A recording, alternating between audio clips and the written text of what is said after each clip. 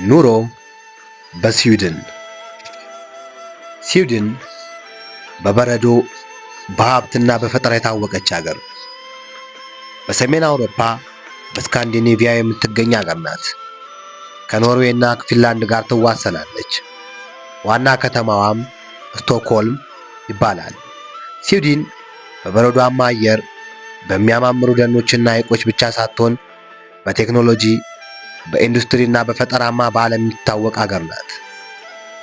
ስዊድን እንደ ዘመናዊ ሀገር በመቼ ዓመተ ምህረት ተመሰረተች? ከ10ኛ እስከ 12ኛ ክፍለ ዘመን የስዊድን ክልሎች ቀስ በቀስ በአንድ መንግስት ስር መዋሃድ ጀመሩ። አንደኛው ኦሎፍ በ1000 ዓመተ ምህረት አካባቢ የስዊድን መጀመሪያ ክርስቲያናዊ ንጉስ እንደነበረ ይጠቀሳል። ጉስታቭ ቫሳ በ1523 ንጉስ ሆኖ ከዴንማርክ የተለየች ነፃ ስዊድንን መሰረተ። በ1523 ለዘመናዊቷ ስዊድን በጣም አስፈላጊ ዓመት ነው። ስዊድን እንደ አንድ የተዋሃደ መንግስት በመካከለኛው ዘመን ተጠናከረች እና በ1523 ዘመናዊ የስዊድን መንግስት ታሪክ ውስጥ ወሳኝ ዓመት ነው። ስዊድን ለህዝቧ ምን ነፃ ነገር ታቀርባለች? አዎ፣ ስዊድን ለነዋሪዎቿ በግብር የሚደገፍ ብዙ የህዝብ አገልግሎቶችን ታቀርባለች። ግን ሁሉም ነገር ነፃ ነው ማለት አይደለም።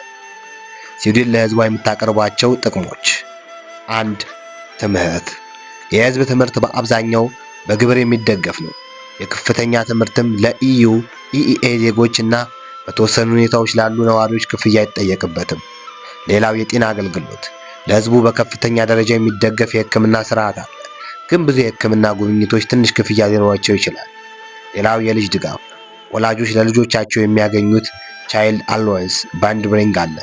ሌላው የወላጅ ፍቃድ፣ ልጅ ሲወለድ ወላጆች ረጅም የወላጅ ፍቃድና የገቢ ምትክ ክፍያ ሊያገኙ ይችላሉ። ሌላው የዓመት እረፍት፣ ሰራተኞች በህግ የተጠበቀ የዓመት የእረፍት ጊዜ አላቸው። የሥራ አጥነት ማህበራዊ ድጋፍ፣ ስራ ሲያጡ በተወሰኑ መስፈርቶች የገንዘብ ድጋፍ ሊያገኙ ይችላሉ። የጡረታ ስርዓት፣ ሰዎች በሥራ ዘመናቸው በሚከፍሉት ግብርና መዋጮ መሰረት የጡረታ ጥቅም ያገኛሉ። ስዊድን እነዚህን አገልግሎቶች ፍጹም ነፃ ከማድረግ ይልቅ በከፍተኛ ግብር የሚደገፍ የማህበራዊ ድጋፍ ስርዓት ትጠቀማለች። ታሪክና ፖለቲካ፣ ስዊድን ከቫይኪንጎች እስከ ዘመናዊ ዲሞክራሲ። የመጀመሪያዋ ስዊድን።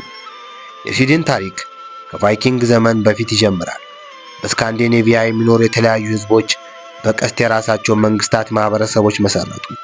በ8ኛውና 11ኛው ክፍለ ዘመን